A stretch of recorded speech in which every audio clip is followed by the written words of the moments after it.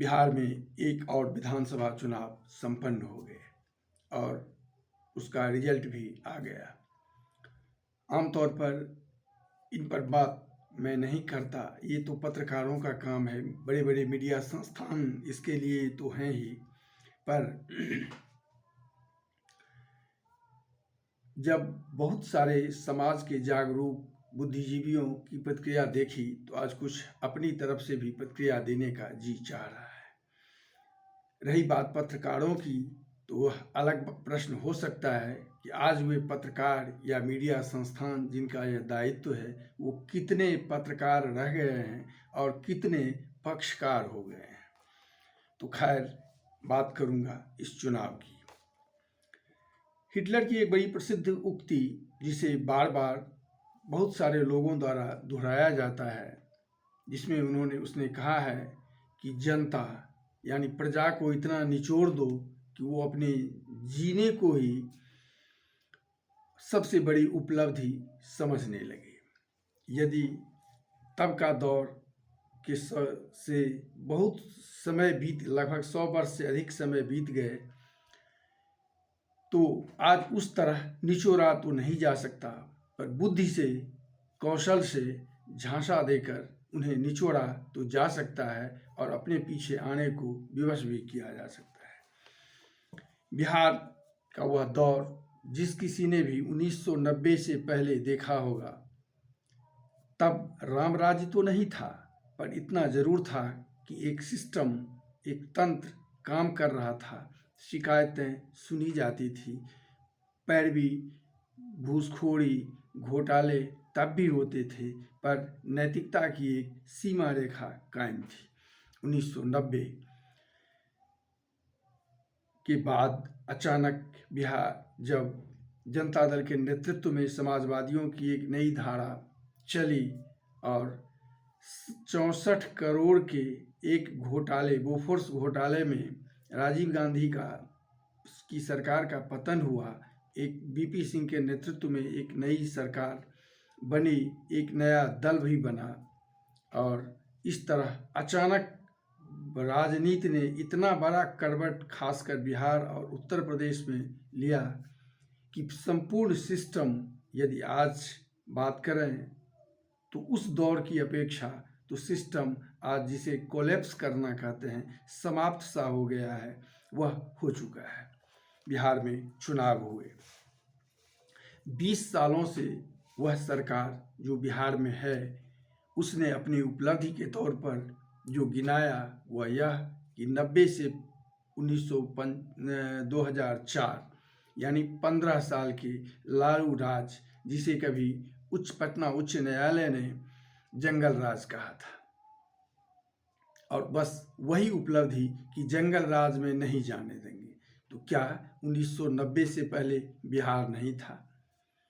यदि आज के सिस्टम की बात करें तो कहीं सिस्टम है भी, यह दिख नहीं रहा, पर वह पीढ़ी जो 1990 के बाद ही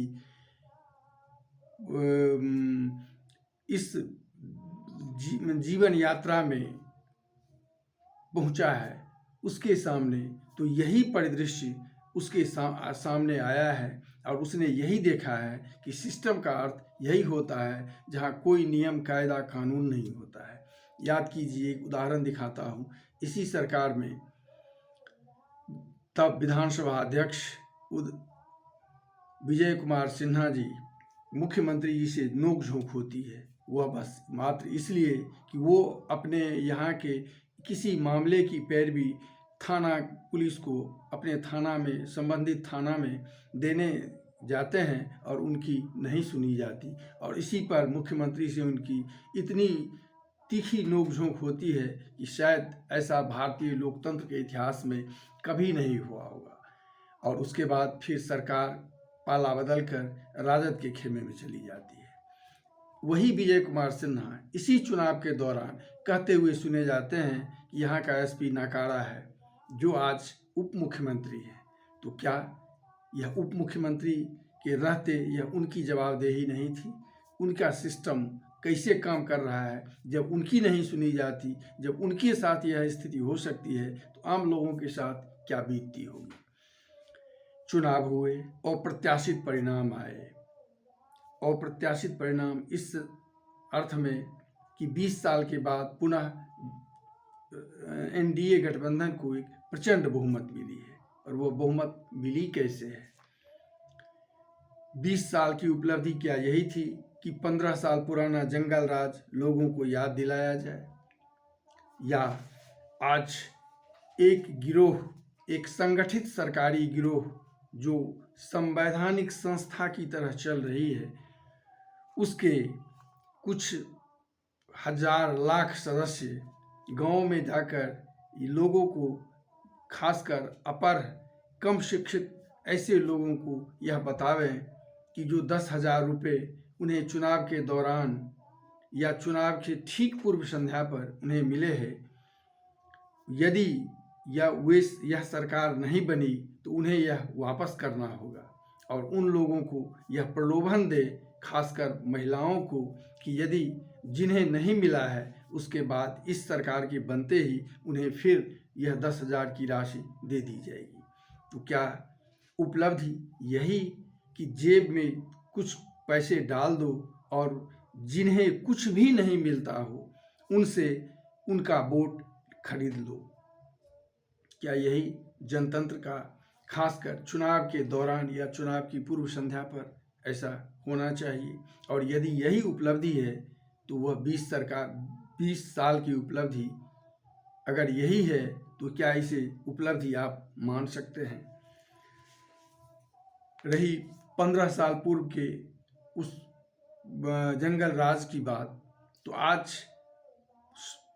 तब यह था कि मुरेठा बांधकर अपराधी कट्टों के दम पर, हथियारों के बल पर लोगों को लूटते थे।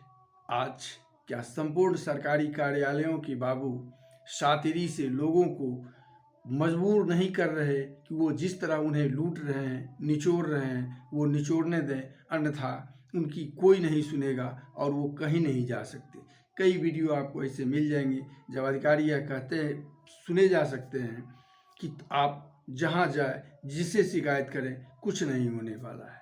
जब लोगों के सामने यह विकट स्थिति हो जाए कि उनकी कोई सुनने वाला नहीं है, तो तब जो कुछ भी मिल गया, क्या वो उसी को उपलब्धि नहीं माना जाएगा? उस बिहार में जिसे जनतंत्र की जन्मभूमि कहा जाता है, तो इस जनतंत्र की जन्मभूमि में जीता कौन और हारा कौन?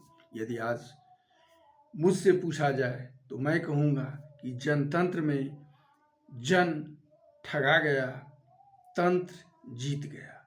यानी ठग कर भले ही वह जनतंत्र संपूर्ण रूप से हार गया, और वह सिस्टम, वह तंत्र जो अपनी झांसा के दम पर लोगों को विवश करता है, उन्हें इमोशनली या ब्लैकमेल करता है या सीधे सीधे भी ब्लैकमेल करता है, वह जीत गया।